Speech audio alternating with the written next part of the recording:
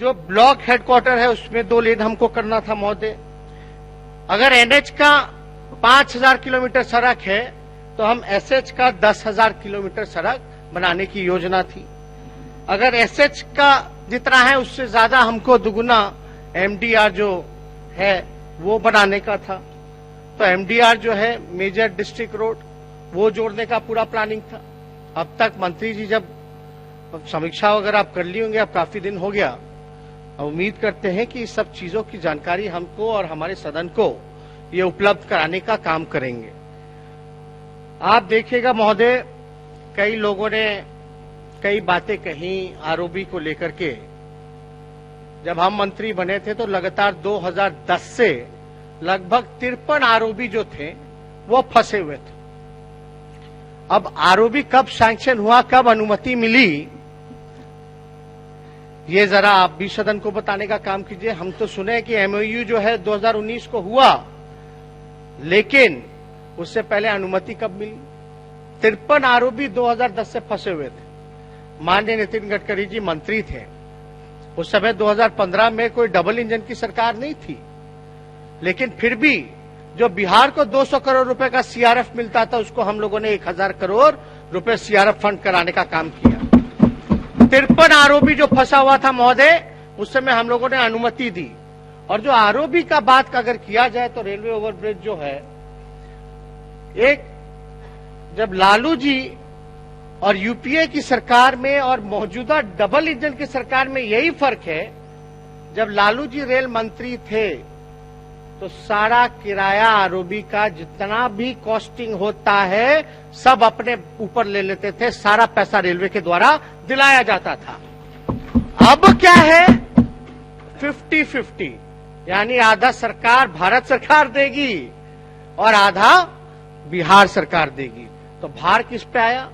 बिहार के लोगों पर आया महोदय, बिहार सरकार पे आया। वही लालू जी रेल मंत्री थे तो सारा किराया माफ करते थे महोदय। पूरी तरीके से जितना आरओबी बना है ज्यादातर आप देखिएगा सारा भार जो है उस समय के भारत सरकार के रेल मंत्रालय ने उठाने का काम किया। काम तो होना चाहिए, डबल इंजन की सरकार है तो अब कितना पे हो रहा है भाई, जरा इसका भी जानकारी दे दीजिए। अगर हम गलत बोल रहे हैं तो आपका कितना शेयर लग रहा है, भारत सरकार का कितना शेयर लग रहा है? कुछ तो डबल इंजन होने का फायदा होना चाहिए, वरना डबल इंजन किस बात की? या तो लोग यही कहेंगे कि भाई एक इंजन जो है भ्रष्टाचार में है, दूसरा इंजन अपराध में है। यही चल रहा है महोदय, किस बात की डबल इंजन? महोदय ज्यादा कुछ हम नहीं कहेंगे, लेकिन ओपीआरएमसी के तहत, ओपीआरएमसी एक स्कीम है इस विभाग में जहां रोड मेंटेनेंस को लेकर के काम किया जाता है। रोड को मेंटेन करना, एक बार सड़क बन गई तो उसका रख रखाव जो है इस पैकेज के और इस स्कीम के तहत होगा। अब हम माननीय मंत्री जी से जानना चाहेंगे कि आप ओपीआरएमसी सुनने में आया है कि शायद टर्मिनेट हो रहा है या हो गया है या उस पर कोई काम नहीं चल रहा, तो हम चाहेंगे कि मंत्री जी जो है ओपीआरएमसी के बारे में भी जानकारी दें। और अभी कई लोग कह रहे थे, कई लोग तारीफ कर रहे थे, कितना समय लगेगा, इतना समय लगेगा, लेकिन लोगों को यह भी जानना चाहिए कि एक पुल बनने में मिनिमम कॉस्टिंग जो है, अब सबसे बड़ा जो नदी पे विश्व का सबसे बड़ा जो पुल बन रहा है नदियों पर, वो अपना एलएनटी बना रही है जो मेरा क्षेत्र होते हुए जाता है, 6 लेन ब्रिज, जिसमें कि 3000 करोड़ रुपया जो है वो लोन में और 2000 करोड़ रुपया बिहार सरकार अपने खर्च पे कर दी है। इसकी समय सीमा पूरा करने का महोदय रखा गया था 2021 में। अभी हमको सुनने में आया है कि इसको 2 साल और एक्सटेंशन कर दिया गया। अभी जेपी पुल का जिक्र चल रहा था, हमने तय किया कि 11 जून को उद्घाटन करेंगे और 11 जून को हम लोगों ने उद्घाटन किया लालू जी के जन्मदिन के दिन पर। समय सीमा का पूरा ख्याल रखा हम लोगों ने, जो तिथि तय होती थी उसी तिथि में हम लोग पुल का उद्घाटन करते थे। आज तो ऐसा होता है कि पुल का उद्घाटन होने से पहले भी ढह जाता है। जिस दिन उद्घाटन होता है उस दिन भी दह जाता है और उद्घाटन के कुछ दिन बाद भी दह जाता है। कार्रवाई के नाम पे कोई नहीं। किसी कॉन्ट्रैक्टर को आपने क्या कार्रवाई किया भाई? किसी अधिकारी पर क्या कार्रवाई किया? या किसी मंत्री ने जवाबदेही ली कि नहीं ली? इसके बारे में तो कोई जिक्र नहीं करते। आप बताइए, हजारों करोड़ रुपया महोदय ये कोई अपने जेब से तो नहीं दे रहे। थोड़ा सा पानी आता है उसमें जो है पूरा कंक्रीट दह करके चला जाता है। क्या तय किया गया? कभी इनका बांध जो है चूहा काट देता है। क्या हालत बना रखी है महोदय। मान लीजिए कहीं कोई हादसा हो जाए, जान मान का नुकसान हो जाता, तो जवाबदेही कौन होता? तो सरकार को तो सोचना पड़ेगा इस चीजों में। अब एक्सटेंशन दे दिया गया, क्यों एक्सटेंशन दिया गया? क्यों नहीं? जब सब कुछ प्रबंध करा करके देख दिया गया था, जब पैसा में दिक्कत नहीं था और सारा स्टडी करा करके, रिसर्च करा करके एक अनुमान निकाला जाता है कि इतने दिन में ये कंप्लीट हो जाएगा, जब कमिटमेंट दे दिया तो आप 2 साल का क्यों एक्सटेंशन दे रहे हैं भाई? क्या कार्रवाई की जा रही है L&T पर या और कंपनियों पर? क्यों नहीं पहले से तय तिथि पर ही काम पूरा हो रहा है कि नहीं हो रहा? प्रोग्रेस हो रहा है कि नहीं हो रहा?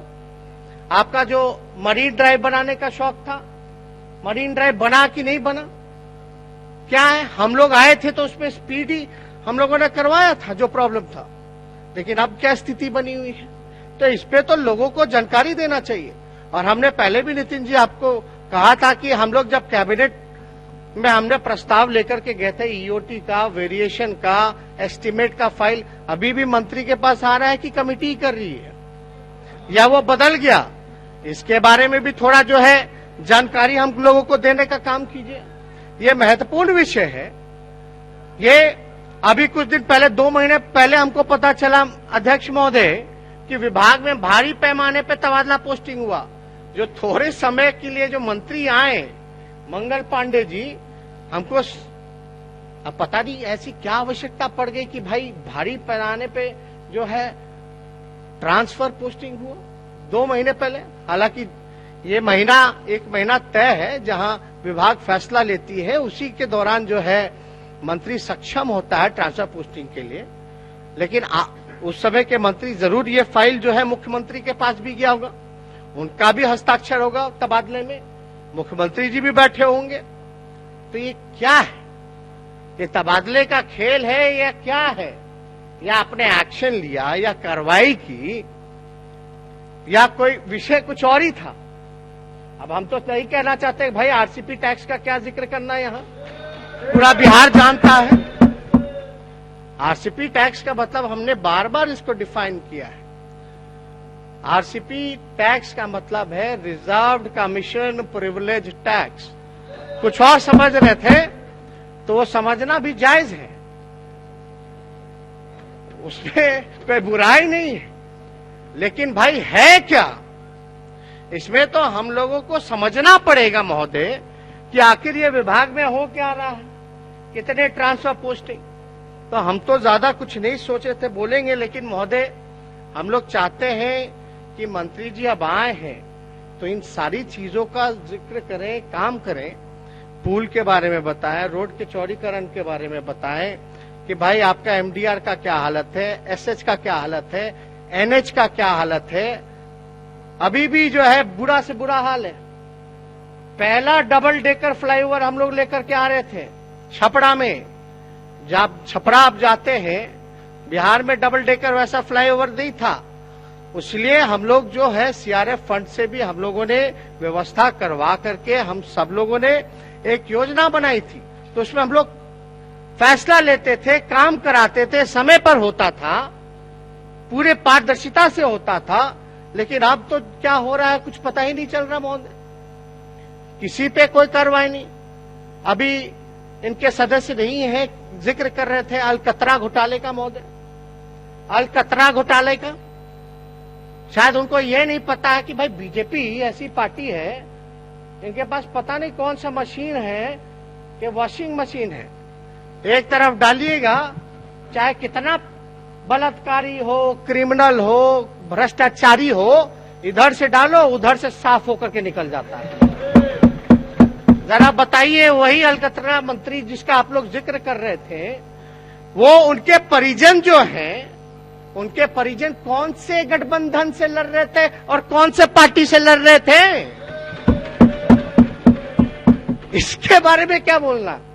तो इसके बाद इसलिए महोदय ज्यादा कुछ हमको टिप्पा टिप्पणी नहीं करना, काम तो कुछ इन लोगों को करना है नहीं, लेकिन भाषण देने में लोग बहुत माहिर लोग हैं, भारी कलाकार लोग हैं महोदय।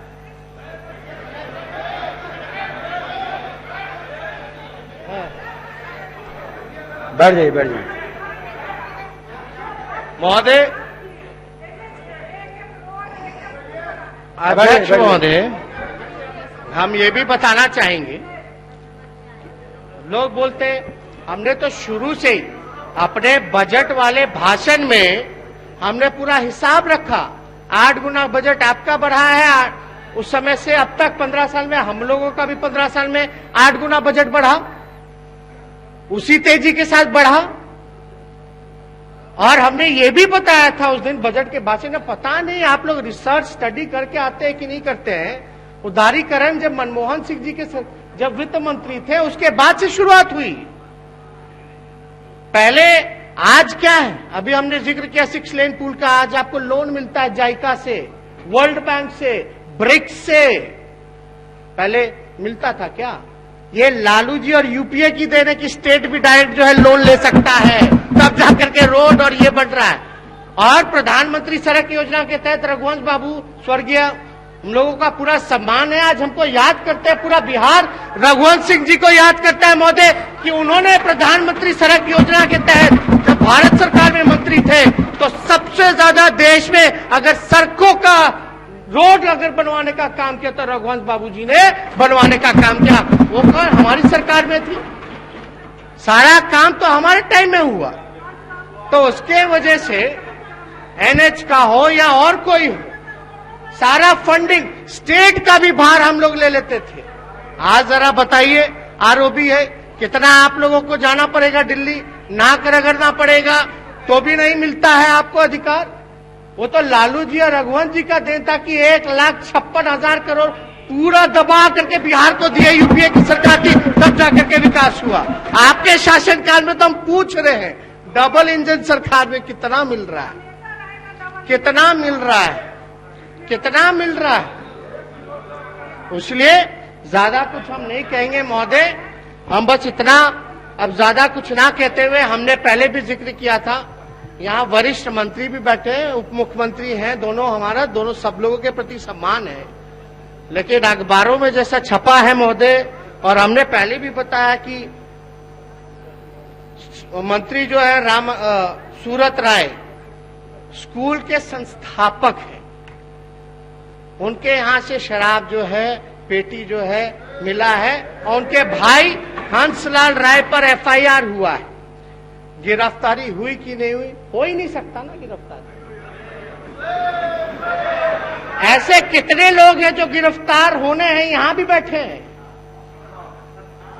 लेकिन गिरफ्तारी तो हो ही नहीं सकती है महोदय, क्योंकि सत्ता का संरक्षण महोदय है। इसलिए आप बताइए कब तक होगी? एक मंत्री थे, अपने भाई को ही भेजते थे, मुख्यमंत्री जी ने बोला नहीं नहीं वो कोई बात नहीं है, एक जगह का बात है, लोग चला जाता है। मंत्री जी बोले कि हम भेजे नहीं थे, लोग जाता है तो उसी में चला गया। लेकिन वो हर जिला में जाकर के उद्घाटन किए महोदय, हर जिला में, कोई हाजीपुर का बात नहीं था, हर जगह, पूर्णिया हो या और कोई जिला हो। क्या कार्रवाई हुई महोदय? 75 घोटाले हो गए, क्या कार्रवाई हुई? कौन दोषी है? किसी को कुछ पता ही नहीं महोदय। ट्रेजरी से इतना पैसा जा रहा है, गायब हो रहा है। अब ये तो उनके कैंपस से, अब पता नहीं अब क्या ये लोग एक्शन लेंगे नहीं लेंगे, हमको तो ज्यादा जानकारी नहीं। लेकिन अब दलितों की जहां तक बात है महोदय, आरक्षण जितने संस्थान थे वो तो सारा खत्म ही कर रहा है, तो नौकरी कहां से मिलेगा? चाहे एयर इंडिया हो, चाहे बीएसएनएल हो, चाहे रेलवे हो, जहां सरकारी नौकरी मिलना था सब प्राइवेटाइजी कर रहा, निजीकरण कर रहा है। तो कहां से आपको जो है दलितों को आरक्षण लागू हो पाए? जब संस्था ही नहीं बचेगी तो आरक्षण कहां से बचेगा? तो हम लोग तो चाहेंगे डबल इंजन की सरकार है, जितने निजी क्षेत्र में भी आरक्षण को लागू किया जाए। हम लोग सब लोगों का समर्थन रहेगा महोदय। और शराबबंदी को लेकर के सबसे ज्यादा अगर कोई पीड़ित है महोदय, तो आज देखिएगा लगभग 4 से 5 लाख दलित लोग जो हैं बिना ट्रायल के जो है जेल भेजे जा रहे हैं, उनको न्याय दिलाने का है महोदय। इसलिए हम चाहेंगे कि सभी लोग जो हैं सरकार से जवाब मांगे, क्योंकि जब तक सरकार पे महोदय दबाव नहीं होता है, ये कोई काम करने वाले ये लोग नहीं है। इसलिए हम लोग चाहेंगे कि नीतीश कुमार जी अंतरात्मा को जगाएं। अभी हम बंगाल गए थे, अभी प्रचार में भी जाना हमको चुनाव में, आसन की वहां भी महोदय वहां वहां भी हम लोग कोशिश करेंगे कि मुख्यमंत्री जी का अंतरात्मा को बंगाल के खाड़ी से निकाल के लाएं। तो ज्यादा हम लोग चाहेंगे कि इन सारे चीजों पे, इन विषयों पर मंत्री हो या सदन के नेता हो या वरिष्ठ नेता हो, कोई जिम्मेदारी लेकर के इन सभी चीजों का उत्तर दे। बहुत बहुत धन्यवाद।